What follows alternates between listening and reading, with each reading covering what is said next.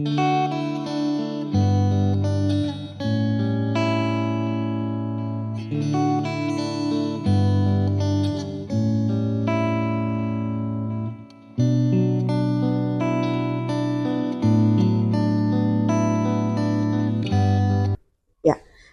selamat pagi semuanya, salam sehat dan bahagia selalu.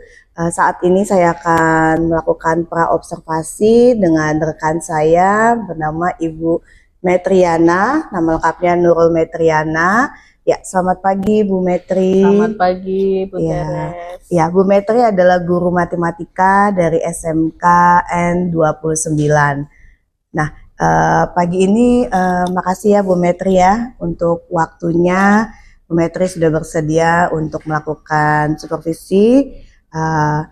Ini Bu Met, tujuan dari pas observasi hari ini adalah supaya bisa lebih memotivasi Bu Met, supaya Bu Met bisa mempunyai gambaran nanti tujuannya dalam mengajar itu seperti apa, dan capaian pengembangannya itu akan seperti apa, serta Bu Met bisa mempunyai gambaran strategi apa yang akan Bu Met buat atau Bu Met implementasikan di kelas nanti, seperti itu. Siap. Iya. Gimana? Sudah siap ini untuk mengajar hari ini? Hari ini ya Bu Met ya, nanti ya?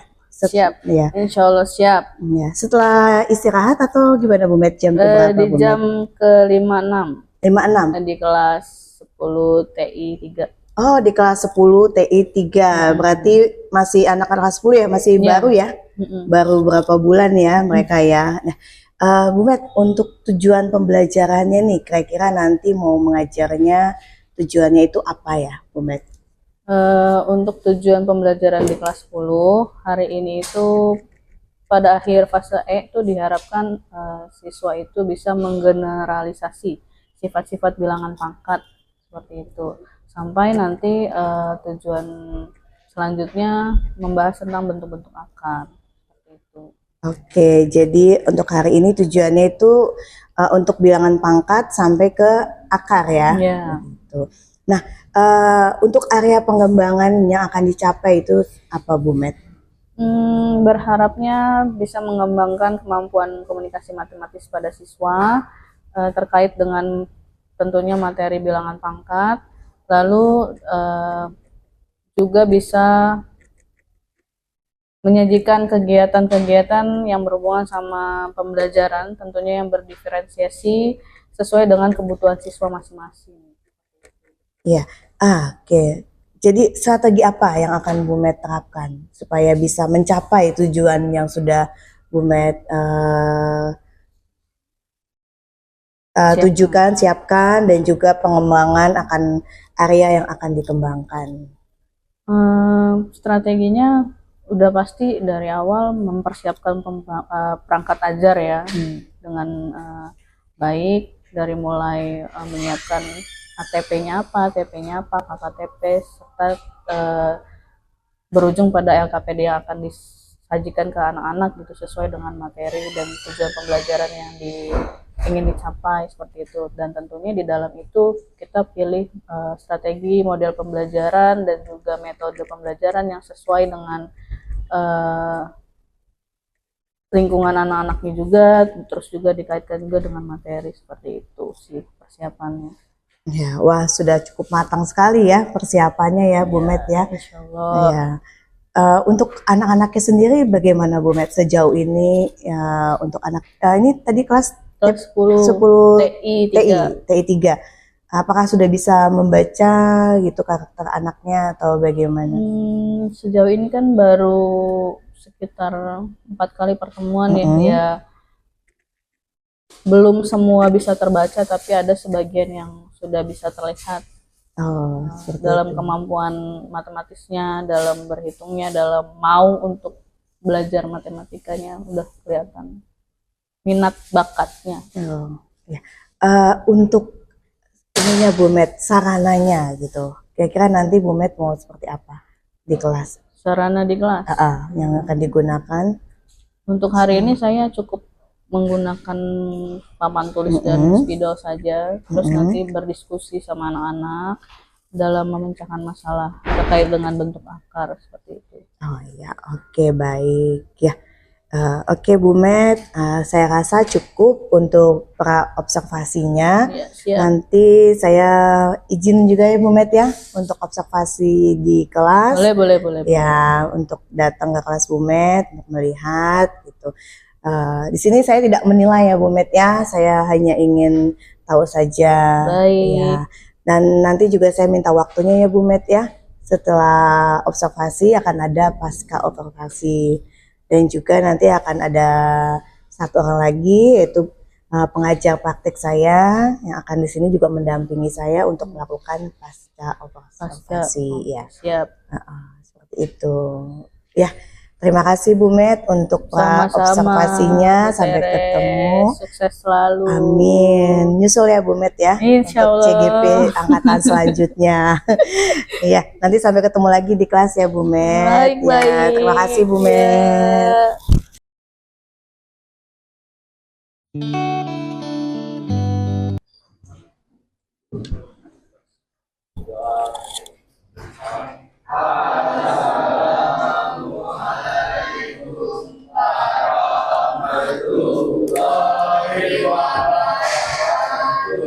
Waalaikumsalam warahmatullahi wabarakatuh. Selamat pagi semua.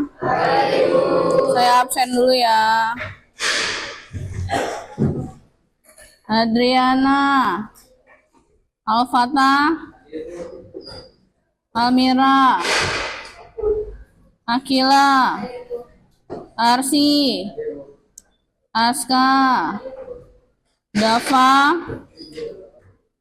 Danisa, Evan, Faiza, Nando,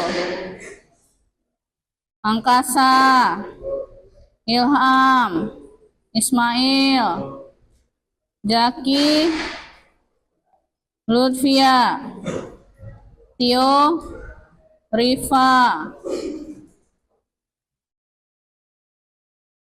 Alfi, Fatul, Fazili, Mufik,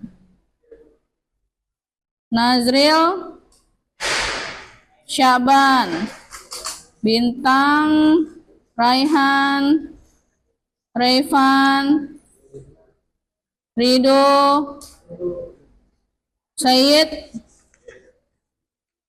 Syafiq, Syarifah, Randy, Wisnu, Zihan. Oke. Untuk pertemuan hari Senin kemarin, saya sudah membuat tugas mengenai catatan bentuk akar. Silakan catatannya dibuka. Mari kita bahas hari ini tentang bentuk akar. Coba nomor 1 bentuk akar adalah, silakan baca Tio.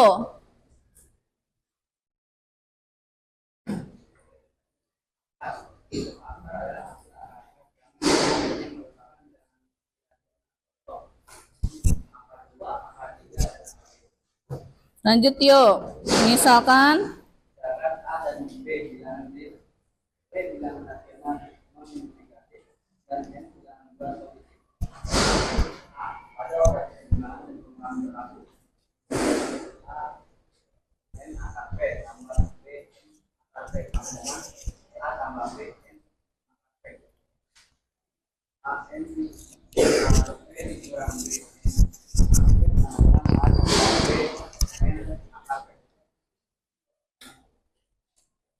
lanjut yang nomor B, Randi baca.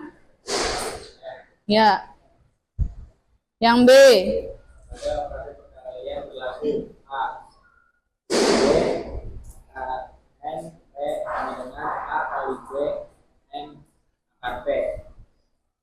Karena huruf A akar P dikali B N akar P sama dengan A kali J N akar PQ.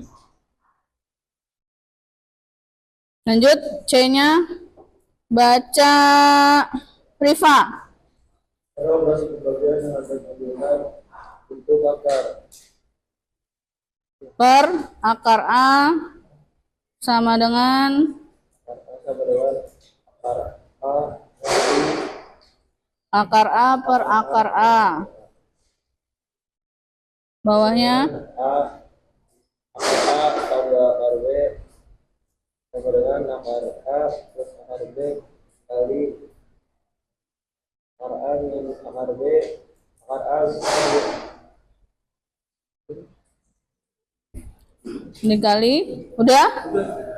Oke, jadi di dalam catatan itu dijelaskan bahwa bentuk akar adalah salah satu contoh dari bilangan irasional. Apa itu bilangan irasional? Bilangan irasional itu adalah bilangan yang tidak bisa langsung diselesaikan seperti bilangan-bilangan lainnya. Jadi memerlukan bantuan seperti itu. Bilangan irasional ini bisa digunakan dalam kehidupan sehari-hari. Contohnya, misal kalau untuk perhitungan nilai sudut, nanti kita di semester 2 akan belajar yang namanya trigonometri. Kalau di kalkulator kalian akan melihat sin, cos, dan tangen. Nah, sudut-sudut pada sin, cos, tangen itu merupakan bilangan akar yang pada penyelesaiannya nanti akan memerlukan konsep bentuk akar ini. Nanti pada penjumlahan, pengurangan, pembagian, dan perkalian akar itu ada hubungannya dalam menyelesaikan permasalahan sudut-sudut seperti itu. Nah, di sini dalam bentuk akar konsepnya sama seperti bentuk pangkat kemarin. Ada penjumlahan, apalagi ada pengurangan, ada perkalian, dan ada pembagian. Kalau kemarin kita belajar tentang bentuk pangkat, syaratnya bisa diselesaikan kalau bilangan pokoknya sama. Sama seperti pangkat, coba bisa dilihat bagian A. Bagian A itu tentang penjumlahan dan pengurangan pada bentuk akar. Di situ kata kuncinya bilangan akar di dalamnya itu harus sama, sehingga koefisien atau angka di depan akarnya itu bisa dijumlahkan asal dalam akarnya sama. Tapi kalau berbeda tidak bisa. Namun sebelum saya masuk ke pembahasan penjumlahan dan pengurangan, ada hal yang harus kalian hafalkan untuk menyelesaikan soal itu lebih lanjut. Kalau di SMP kan kalian belajar bentuk akar tuh, kalau saya nyebutnya bentuk akar istimewa. Kenapa istimewa? Karena dia langsung menghasilkan angka real, angka rasional. Misal, kayak akar 4, jawabannya berapa? 2. Akar 25, 5. Akar 64, 6. Berapa? 8. Akar 100, 10. Nah, yang kalian harus hafalkan untuk menyelesaikan materi ini adalah dari akar 4 sampai akar 100, biasanya gitu. Karena itu untuk menyederhanakan bentuk akar. Kalau kalian sudah hafal, insya Allah nanti bisa menyelesaikan soal-soal yang akan diberikan. Nah, sebelum saya masuk lagi ke penjumlahan, ada namanya materi. Berarti 3 akar 2. Akar 2 dikali akar 2 negatif. Berarti min. Udah? Yang bisa disederhanakan yang mana? Akar 2. Akar 2 sama akar 3 sama akar 4. Enamnya tetap. Ini jadi gimana? Akar 4. 2 akar 2 sama 3 akar 2.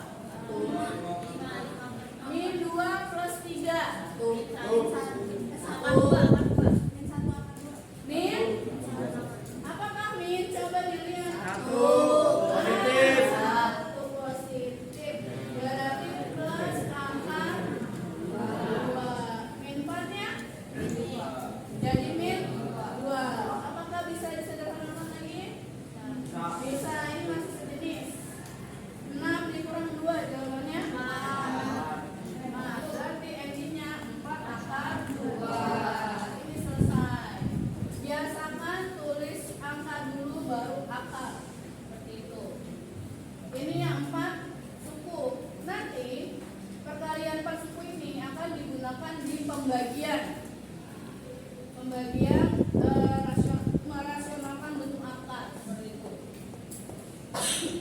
Adakah yang mau ditanyakan sampai sini? Sudah cukup jelas? Yang mana? Ini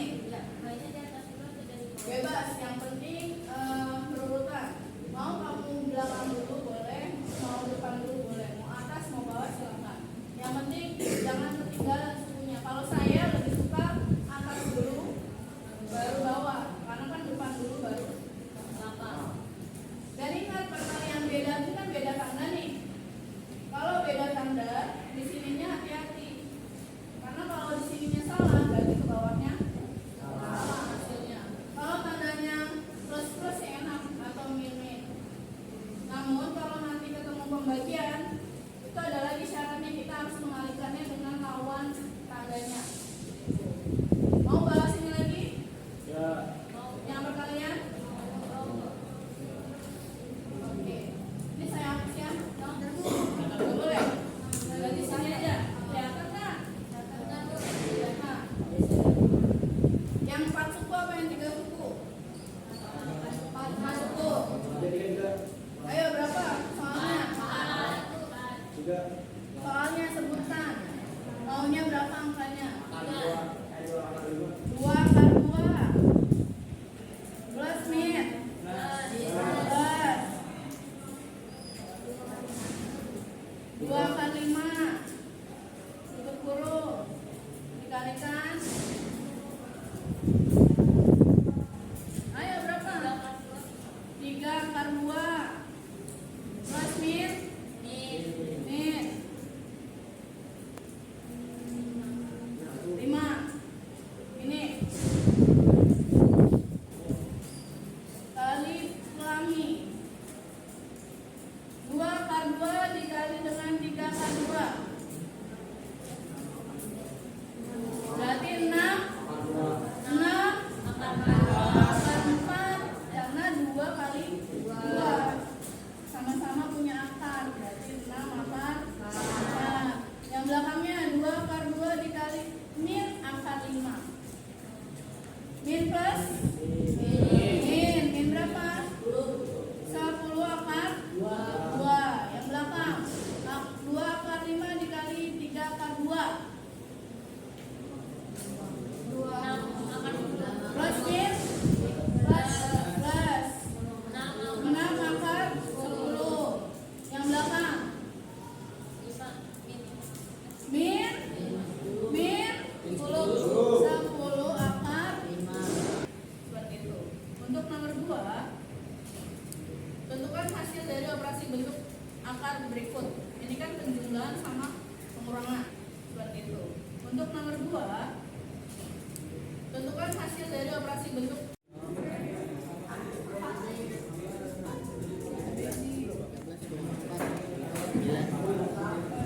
Ini berapa?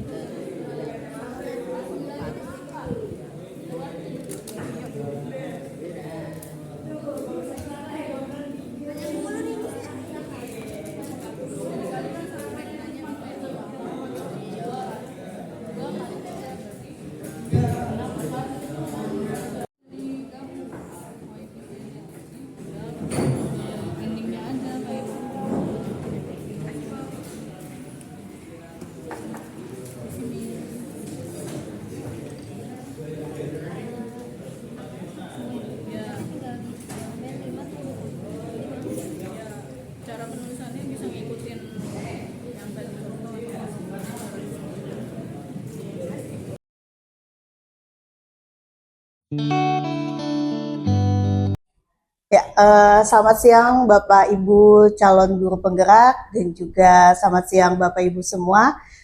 Hari ini saya akan melakukan pasca observasi dengan rekan saya dan didampingi oleh pengajar praktik saya. Di sini saya bersama dengan Ibu Tanti Rahayu selaku pengajar praktik saya dan juga rekan saya Ibu Nurul Metriana yang merupakan guru matematika di SMKN 29. Ya, sebelumnya saya mengucapkan terima kasih kepada Ibu Tanti yang sudah bersedia untuk mendampingi saya melakukan pasca observasi dan juga kepada rekan saya Ibu Nurul Metriana yang sudah bersedia untuk saya supervisi mulai dari pra observasi dan juga sekarang yaitu pasca observasi. Ya, Bu Nurul, kita langsung saja ya. Siap. Untuk pasca observasinya.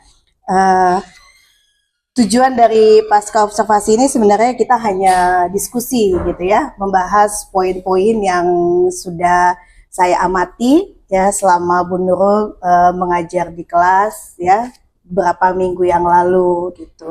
Ya kita hanya berbincang-bincang saja ya, Baik, Bu Nurul baik. ya. Pertama-tama nih saya mau tanya nih, bagaimana sih perasaan Bu Nurul saat diobservasi? Tentunya salah satunya saya bersyukur ya, karena nggak semua teman-teman dipilih untuk membantu untuk diobservasi seperti itu. Terus juga anak-anak kan mempunyai pengalaman tersendiri tentunya. Terus juga di dalam kelas juga pasti suasananya berbeda dengan kehadiran Ibu Teres di kelas.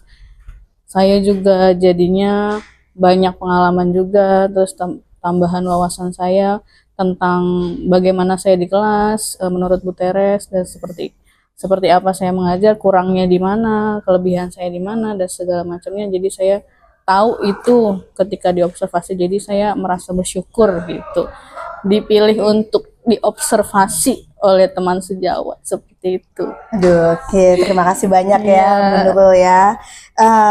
Bisa diceritakan kembali nggak sih Bu Nurul saat di kelas itu pembelajarannya itu seperti apa? Pembelajaran di kelas kemarin saya kebetulan ada di materi bentuk akar ya. Ya. Di materi bentuk akar, terus ya seperti biasa mengucapkan salam, absensi, terus pemaparan, terus anak-anak diskusi, dan endingnya kita menyatukan persepsi ya tentang bentuk akar tuh sebenarnya materinya seperti apa kayak gitu. Ada hambatan nggak Bu Nurul saat menjelaskan dan memberikan materi tentang bentuk akar di kelas tersebut? Nah, selama pembelajaran yang menjadi hambatan sebenarnya yang kemauan anak yang belum mau untuk atau belum berani ya untuk menyelesaikan soal sendiri tanpa bantuan teman atau pun saya, itu sebenarnya jadi kemauan anak dalam gue harus bisa nih gitu. Itu masih ada beberapa anak yang seperti itu sih hambatannya. Ya, kemarin saya juga lihat ya ada beberapa anak itu yang sudah mulai berani untuk maju ke depan Iya, betul. Selama saya observasi itu ada hampir ya ada beberapa lah banyak yang datang ke Bu Nurul ya menghampiri Bu Nurul untuk menanyakan pekerjaan mereka itu sudah benar atau enggak belum. gitu. Bahkan saya juga lihat ada beberapa yang habis dari Bu Nurul dia langsung ke temannya buat menjelaskan gitu ya, kayak tutor sebaya gitu. Tutor sebaya, betul. Ya, emang ada sih juga yang mungkin dia takut atau apa, dia masih belum percaya diri ya. Iya, betul. Sebenarnya dia tidak bisa, tapi dia tidak percaya diri untuk bertanya ke Bu Nurul. Masih malu-malu. Ya mungkin karena baru kelas 10 ya, masih beberapa bulan gitu kan. Nah, kira-kira bagaimana sih strateginya Bu Nurul nih? Misalnya ada hambatan ini nih. Nah, kira-kira Bu Nurul tuh punya strategi apa nih? Untuk strateginya mungkin mancing kali ya. Untuk anak tersebut gimana caranya mau untuk maju ke depan, mencoba untuk mengerjakan, bisa nggak bisa, yang penting mau dan berani untuk berubah. Dari step itu aja saya rasa kalau ada kemajuan berarti insya Allah yang lainnya akan ada kemajuan gitu.